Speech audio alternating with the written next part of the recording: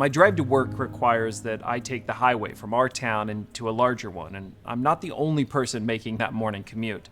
The quiet country road where we live gives way to a packed freeway with all of us heading the same direction. I sometimes look out the window at all those cars and think about how every one of them represents an actual person. A person with their own life, their own family, their own job and bank account, and failures and dreams. Every day, all these disconnected lives sitting on the same road, heading the same direction, each a whole universe in themselves. You think about it too long and you can start to feel pretty small, even insignificant.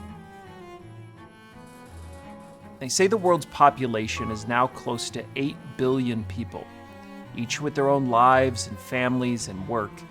Yet we believe that when we bow our heads and pray, God listens to even the smallest and faintest of these 1 out of 8 billion prayers.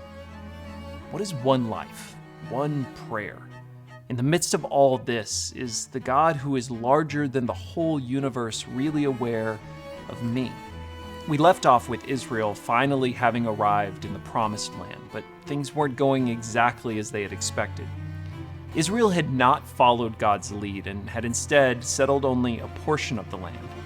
After years of wandering, this fraction of God's promise seemed good enough.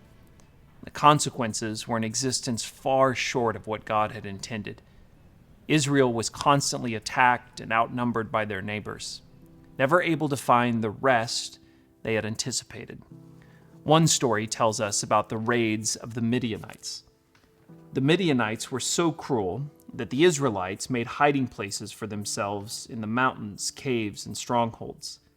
Whenever the Israelites planted their crops, marauders from Midian, Amalek, and the people of the east would attack Israel. They left the Israelites with nothing to eat, taking all the sheep, goats, cattle, and donkeys. It's in the middle of this chaos, Israel's daily desperation to survive, that we're introduced to a single man named Gideon. It doesn't take long for us to realize that Gideon is not a major player in the moving parts of this ancient world.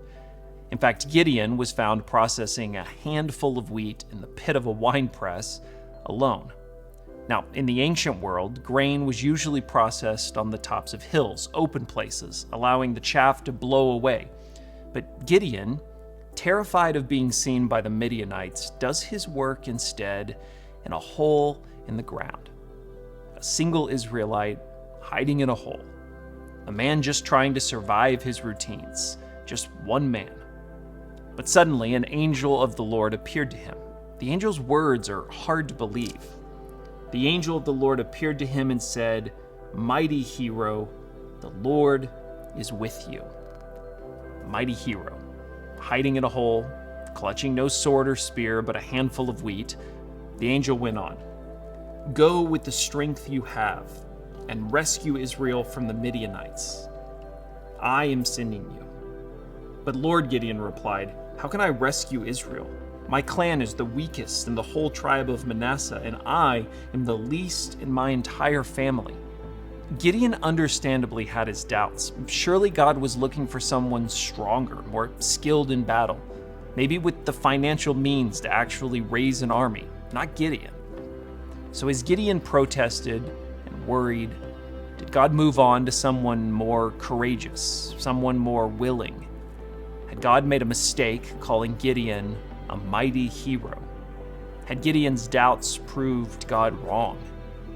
The Lord responded simply, "I will be with you, and you will destroy the Midianites as if you were fighting against one man."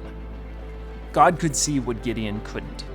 God hadn't selected him for his skills, his strength, or his influence. God had chosen Gideon precisely because Gideon was a man like all the others in Israel. And that is exactly who God calls. Not just celebrities or prodigies, men and women sitting in cubicles and school pickup lines, scraping out a living, keeping their heads down, trying to get by. To these, God appears and says, "Mighty hero." He can say it because he is with us. God doesn't wait for us to be somebody before he calls us. He calls us into who He is leading us to become. That process works because God meets us where we are. A student walking alone through the halls, a parent late night at a dining room table trying to sort out bills, jogging on the treadmill, or hiding in some hole in the ground. It is into these places which God speaks. Mighty warrior, hear how God might be calling you. Listen.